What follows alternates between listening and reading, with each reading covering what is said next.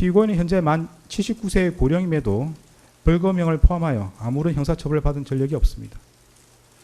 피고인은 최근에 이르러 경도 인지장애와 우울증을 진단받아 그에 따른 치료가 필요하고, 피고인의 배우자는 독립적인 고등이 어려워 피고인의 돌봄과 간호가 필요하다는 내용의 관련 자료가 재판부에 제출된 바는 있습니다.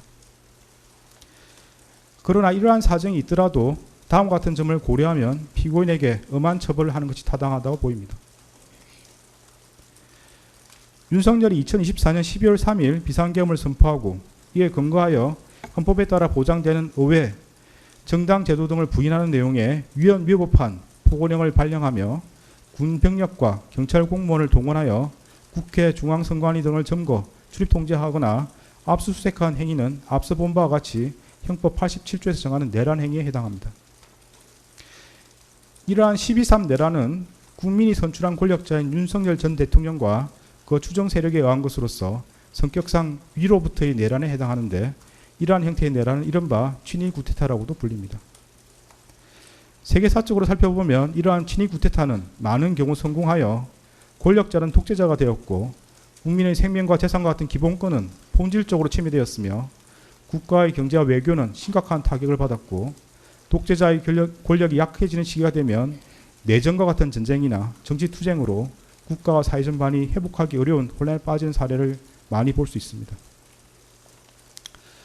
12.3 내란은 이러한 위로부터의 내란에 해당되는 점에서 그 위험성의 정도가 아래로부터의 내란과 비교할 수 없습니다. 왜냐하면 무엇보다도 국민이 선출한 권력자가 헌법과 법률을 경시하고 이를 위반하는 내란 행위를 함으로써 국민이 가진 민주주의와 법치주의에 대한 신전 자체를 뿌리채 흔들기 때문입니다. 현재 우리 주위에는 민주적 기본 질서에 대한 중대한 침해가 있거나 이를 파괴하려는 시도가 있고, 이미 유효한 구제수단이 남아있지 않는 그러한 극단적인 상황에서나 논의되는 저항권을 평상시에 아무렇지도 않게 주장하는 사람들, 헌법과 법률에 정한 바 없어 위헌위법한 주장에 불과한 계몽적 계엄, 잠정적 계엄, 경고성 계엄을 당연하듯 주장하는 사람들, 지난 2025년 1월 19일 발생한 서울 서부지방법원 폭동사건과 같이 자신의 정치적인 입장을 위해서는 헌법과 법률을 쉽사리 위반할 수 있고 그 과정에서 다른 사람이 피해를 줄 수 있는 상황이 당연하다고 생각하는 사람들, 민주주의의 근본이 되는 선거제도를 정당한 근거 없이 부정하는 사람들이 있습니다. 12.3 내란은 이와 같이 잘못된 주장이나 생각을 양산하거나 그 상태를 더욱 심각하게 만들었습니다. 이러한 점에서 아래로부터의 내란에 해당하는 기존 내란 사건에 관한 대법원 판결들은 위로부터의 내란에 가담한 피고인에 대한 형을 정함에 있어 기준으로 삼을 수 없습니다. 그리고 기존 내란 사건이 발생하였던 시기와 12.3 내란이 발생한 시기에 대한민국의 국제적인 위상은 비교할 수 없을 정도로 차이가 납니다.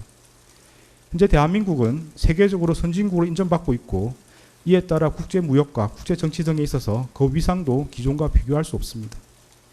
이러한 대한민국에서 친위 구테타가 발생했다는 사실로 인하여 생긴 경제적, 정치적 충격은 기존 내란 행위와는 비교할 수 없을 정도에 이른다고 보입니다. 이러한 점에서도 기존 내란 사건에 관한 대법원 판결들은 피고인에 대한 형을 정함에 있어 기준이 될 수 없습니다.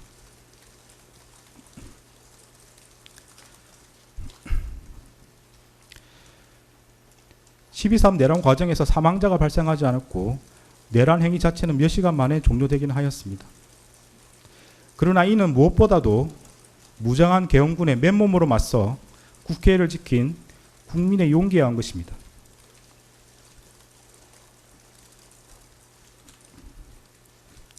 이에 더하여 이러한 국민의 저항을 바탕으로 신속히 국회에 진입하여 비상계엄 해제 요구안을 의결한 일부 정치인들의 노력, 대한민국 역사에 있었던 내란의 암울한 기억을 상기하면서 위법한 지시와 명령에 저항하거나 혹은 어쩔 수 없이 이를 따르더라도 소극적으로 참여한 일부 군인과 경찰 공무원의 행동에 의한 것입니다.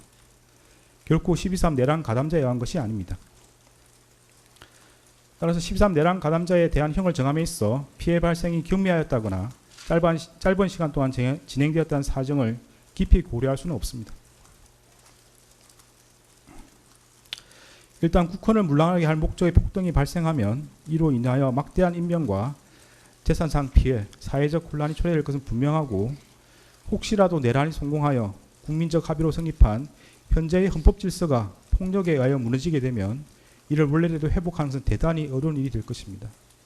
따라서 그러한 내란 행위를 사전에 차단할 필요가 있고, 이러한 목적을 달성하기 위해서는 내란 행위에 가담한 사람들을 무겁게 처벌하는 것이 불가피합니다. 피고인은 간접적으로나마 민주적 정당성과 그에 대한 책임을 부여받은 국무총리로서 헌법과 법률을 준수하고 헌법을 수호하고 실현하기 위한 모든 노력을 기울여야 할 헌법적 의무를 부담합니다. 그럼에도 피고인은 12.3 내란이 성공할지도 모른다는 생각에 이러한 의무와 책임을 끝내 외면하고 오히려 그 일원으로서 가담하기로 선택하였습니다. 이러한 피고인의 행위로 인해 대한민국은 자칫하면 국민의 기본권과 자유민주적 기본 질서가 유린당하였던 어두운 과거로 회귀하여 독재 정치라는 수렁에서 장기간 헤매 나오지 못하게 될 수 있었고, 국민은 씻을 수 없는 상실감과 상처를 입게 되었습니다. 피고인은 국무총리로서 12.3 내란의 진실을 밝히고 그에 합당한 책임을 지기는커녕 사후 자신의 안위를 위하여 이 사건 비상계엄 관련 문건을 은닉하고 비상계엄 선포가 적법한 절차에 따라 이루어진 것처럼 보이기 위해 허위 공문서를 작성하였다가 폐기하였으며 헌법재판소에서 위정하였습니다. 피고인은 재판 과정에서도 허위로 진술을 번복하고 대통령실 CCTV와 같은 객관적인 증거에도 불구하고 아무런 기억이 나진 않는다고 주장하는 등 진실을 은폐하고 책임을 벗어나고자 할 뿐입니다. 피고인이 진실을 은폐하고 책임에서 벗어나고자 한 행위들로 인해 우리 사회의 정치적 분열과 갈등이 더욱 심화되었고, 앞으로도 이러한 상처와 갈등이 쉽사리 봉합될 수 있을 것으로 보이지는 않습니다.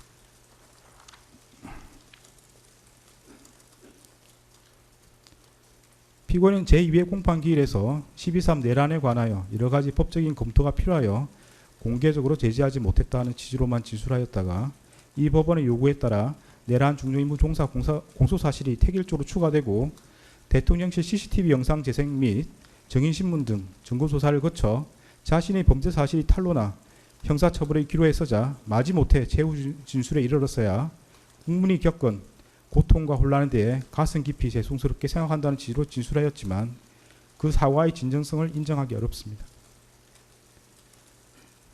달리 피고인이 진지하게 반성하고 있다거나 자신의 범죄 행위로 인하여 국가와 국민이 입은 피해를 회복시키기 위한 어떠한 노력을 하였다고 볼 아무런 자료가 없습니다. 이러한 점과 그 밖의 양형의 조건이 되는 여러 사정을 종합적으로 고려하여 주문과 같이 형을 정합니다.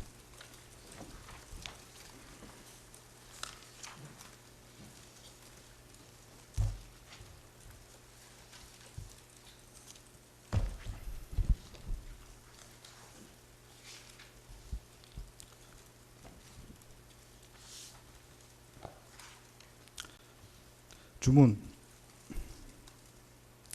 피고인을 징역 23년에 처한다.